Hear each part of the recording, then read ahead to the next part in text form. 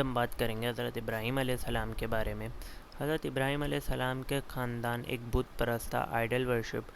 اور وہ لوگ اپنے شہر کے مشہور بت بنانے والوں میں تھے، اور ان کی روزی روٹی بت بنا کر بیچنے سے ہی چلتی تھی۔ حضرت ابراہیم علیہ السلام جب چھوٹی عمر میں تھے تب وہ یہ دیکھتے تھے کہ لوگ پتھر کے بنائے ہوئے بتوں کے سامنے سجدہ کرتے ہیں، دعائیں کرتے ہیں اور ان سے اپنے کام کرنے کی گزارشیں کرتے ہیں، لیکن ان کو یہ بات سمجھ نہیں آتی تھی کہ جو اور انہوں نے یہی کہا کہ جو جو بتیں ہم بناتے ہیں،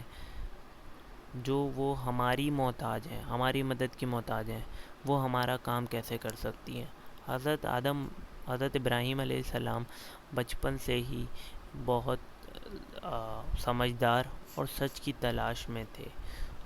ان کو یہ بات نہیں سمجھ آتی تھی کہ جو چیز انسان نے بنائی ہے وہ خدا کیسے ہو سکتی ہے۔ جب انہوں نے آسمان کی طرف نگاہ کری تو انہوں نے کچھ چیزیں دیکھیں، جیسے انہوں نے ایک چمکتا چاند دیکھا تو انہوں نے کہا یہ میرا رب ہے، لیکن جب وہ ڈوب گیا تو انہوں نے بولا نہیں، جو ڈوب جائے وہ میرا رب نہیں ہو سکتا۔ پھر انہوں نے روشن ستارے دیکھے، لیکن جب وہ ڈوب گئے تو انہوں نے کہا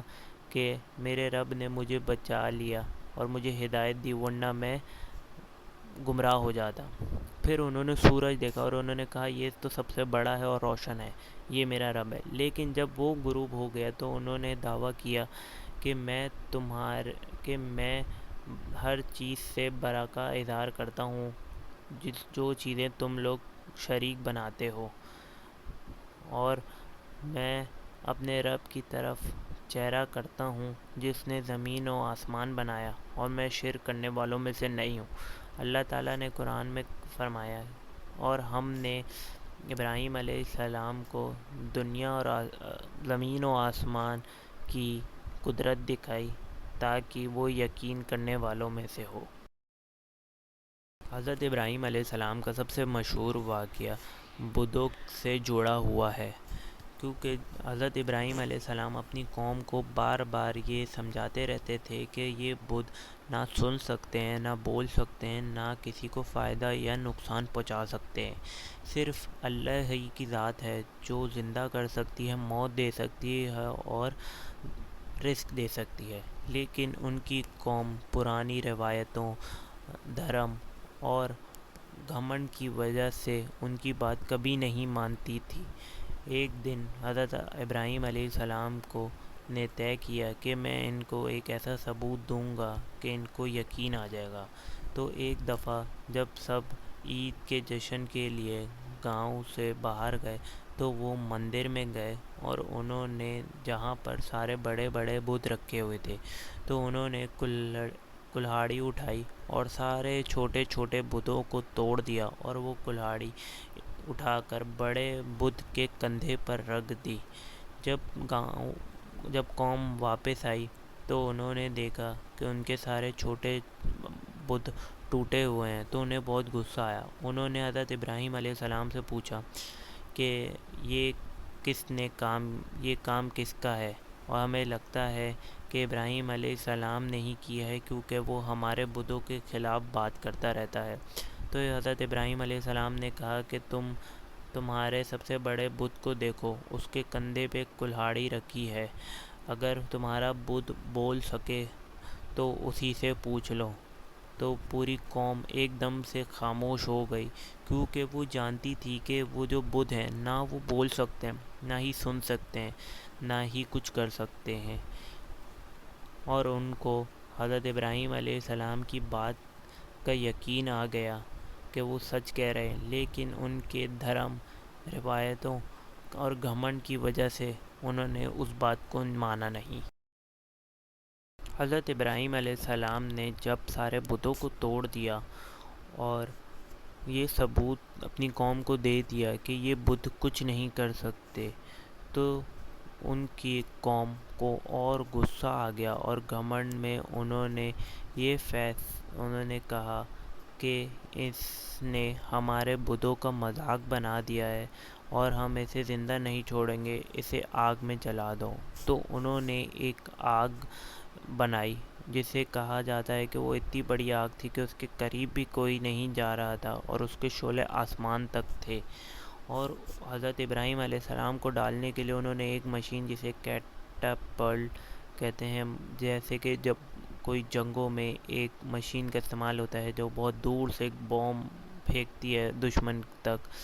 اس میں حضرت ابراہیم علیہ السلام کو بہت پیچھے سے اس آگ میں پھینکا گیا. جب ایسے ہی پھینکا گیا تو اللہ نے آگ کو حکم دیا کہ اے آگ ابراہیم پر ٹھنڈے اور سلامتی والی بن جا. سب لوگ حیران رہ گئے جب حضرت ابراہیم علیہ السلام اس آگ کے اندر محفوظ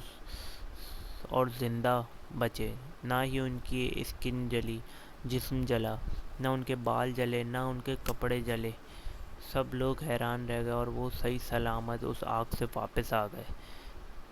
لیکن اس کے بعد بھی جب وہ حضرت ابراہیم علیہ السلام واپس آئے آگ سے، پھر بھی ان کی قوم نے یہ معجزہ دیکھ کر حق قبول نہیں کرا، بلکہ ان کا دل یہ جانتا تھا کہ ابراہیم علیہ السلام اللہ کے سچے نبی ہیں، لیکن ان کا غرور، گھمنڈ نے اس کو قبول کرنا نہیں گزارا سمجھا. ابراہیم علیہ السلام نے جب اپنے قوم کو اللہ کی طرف بلایا لیکن انہوں نے شرک سے توبہ نہ کری، تو اللہ تعالیٰ نے ابراہیم علیہ السلام کو حکم دیا کہ آپ اپنی قوم کو چھوڑ دیں، اور وہاں سے حضرت ابراہیم علیہ السلام کا ایک نیا سفر شروع ہوتا ہے جسے ہجرت کہتے ہیں. حضرت ابراہیم علیہ السلام اپنی بیوی کے ساتھ، حضرت سارہ رضی اللہ عنہ کے ساتھ سب سے پہلے شام مطلب سیریا اور فلسطین کے علاقے گئے، اور وہاں تبلیغ کری اور دعوت دی. تو کچھ لوگ ایمان پر آئے، لیکن ان کا جو ایک اور امتحان تھا وہ کہ ان کو بہت دیر تک، بہت ٹائم تک ان کو کوئی اولاد نہیں ہوئی تھی. پھر اللہ نے ان کو ایک لڑکے سے نوازا جن کا نام انہوں نے اسحاق علیہ السلام رکھا. پھر دوسری طرف سارہ رضی اللہ عنہ کی بیٹی حضرت ہاجرہ رضی اللہ عنہ حضرت ابراہیم علیہ السلام کو دیا، اور ایک لڑکی کی پیدائش ہوئی جن کا نام حضرت اسماعیل علیہ السلام تھا. پھر کچھ ٹائم بعد اللہ تعالیٰ نے حکم دیا کہ آپ اپنی بیوی ہاجرہ رضی اللہ عنہ اور چھوٹے اسماعیل علیہ السلام کو اس جگہ پر چھوڑ دیں جہاں پانی بھی نہیں تھا. وہ جگہ آج مکہ ہے جہاں اس وقت پانی بھی نہیں تھا اور نہ کوئی انسان. ہاجرہ علیہ السلام بہت حیران ہوئی، لیکن حضرت ابراہیم علیہ السلام نے کہا کہ یہ میرے رب کا حکم ہے، اور پھر انہوں نے بھی یہ سن کر وہ بھی اس بات پہ راضی ہو گئیں. جب پانی ختم ہو گیا تو اسماعیل علیہ السلام تڑپنے لگے، تو ہاجرہ علیہ السلام صفا مروہ پہ 7 دفعہ چکر لگایا پانی کی تلاش میں، اور پھر اللہ نے اسماعیل علیہ السلام کے پاؤں کے نیچے ہی زمزم کا چشمہ نکالا. حضرت ابراہیم علیہ السلام اور وہ جگہ آج بہت اچھی ہے جسے ہم مکہ مکرمہ کے نام سے جانتے ہیں. حضرت ابراہیم علیہ السلام کے 2 بیٹے تھے، ایک اسماعیل علیہ السلام اور ایک اسحاق علیہ السلام. اسحاق علیہ السلام سے بہت انبیاء نکلے، جیسے موسیٰ علیہ السلام، داؤد علیہ السلام، عیسیٰ علیہ السلام. اور حضرت اسماعیل علیہ السلام کے اولادوں میں ہمارے آخری نبی صلی اللہ علیہ وسلم نکلے. حضرت ابراہیم علیہ السلام کی زندگی میں سب سے بڑا امتحان تب تھا جب ان کو اپنے بیٹے اسماعیل علیہ السلام کو قتل کی قربانی دینی پڑی. ایک رات میں حضرت ابراہیم علیہ السلام کو خواب آیا کہ وہ اپنے بیٹے اسماعیل علیہ السلام کی قربانی دے رہے ہیں، اور انبیاء علیہ السلام ان لوگوں کے خواب اللہ کے احکامات ہوتے ہیں. انہوں نے ایک دن دیکھا تو انہیں شک ہوا، انہوں نے دوسرے دن دیکھا، تیسرے دن دیکھا تو انہیں یقین ہو گیا کہ یہ اللہ کا حکم ہے. تو انہوں نے اپنے بیٹے سے پوچھا کہ بیٹا، میں نے یہ میں نے خواب دیکھا ہے کہ میں تمہیں قربان کر رہا ہوں، تمہارا کیا خیال ہے؟ حضرت اسماعیل علیہ السلام نے بولا کہ ابا جان، آپ کو جو حکم دیا ہے اسے آپ انجام دیں، آپ مجھے صبر کرنے والوں میں پائیں گے انشاءاللہ۔ پھر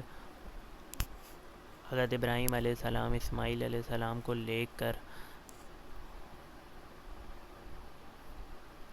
منی کی وادیوں میں گئے اور انہیں زمین پہ لٹایا، ان کی آنکھوں میں کالی پٹی باندھی تاکہ ان کا دل نہ تڑپ جائے، اور انہوں نے جیسی چھری چلائی تو اللہ تعالیٰ نے حکم دیا کہ چھری کو کہ نہ چلو، اور انہوں نے جنت میں سے ایک دمبا بھیج دیا اور فرمایا کہ تم نے اپنا خواب پورا کیا اور ہم نیکوں کو ایسے ہی اجر دیتے ہیں۔ اور یہ واقعہ اتنا عظیم بن گیا کہ اللہ تعالیٰ نے اس کو تا قیامت تک زندہ رکھا کہ ہر سال مسلمان عید الاضحیٰ پر اپنے جانوروں کو قربان کرتے ہیں۔ یہ حضرت ابراہیم علیہ السلام اور اسماعیل علیہ السلام کی قربانی کی عظمت ہے۔ اس کے بعد حضرت ابراہیم علیہ السلام اور اسماعیل علیہ السلام نے اللہ کا گھر بنایا جسے ہم کعبہ کہتے ہیں۔ انہوں نے حضرت اسماعیل علیہ السلام اینٹیں لاتے رہے اور حضرت ابراہیم علیہ السلام دیوار چنتے رہے۔ جیسے جیسے دیوار اونچی ہوتی رہی، حضرت ابراہیم علیہ السلام جہاں کھڑے تھے وہ چیز اوپر ہوتی رہی اور وہ آرام سے بناتے رہے، جسے ہم آج مقام ابراہیمی کہتے ہیں، جہاں ان کے پاؤں کے نشان ہمیں آج بھی دکھتے ہیں۔ جب وہ یہ بنا رہے تھے تب وہ کچھ دعائیں کرتے تھے، جیسے یا اللہ ہماری عبادتوں کو قبول فرمائے، یا اللہ ہماری قربانیوں کو قبول فرمائے، یا اللہ اس شہر میں امن عطا فرمائے، اس میں جو لوگ کماتے ہیں ان کی روزی بڑھا۔ اور سب سے بڑی دعا وہ یہ کرتے تھے کہ یا اللہ ہمارے بعد ان میں ایک ایسا رسول بھیج جو آپ کی آیتیں پڑھ کے سنائے اور ان کی کتابوں کو پڑھ کر ان کو سنائے اور ان کو ہدایت دے، جس کے نتیجے میں کئی سالوں بعد رسول صلی اللہ علیہ وسلم کا ظہور ہوا۔ اور کعبہ بہت مسلمانوں کا اسلامی مرکز ہے، جہاں وہ اپنے رب کے گھر آتے ہیں اور وہاں اللہ سے رابطہ کرتے ہیں اور اللہ سے ایک کنیکشن بلڈ کرتے ہیں۔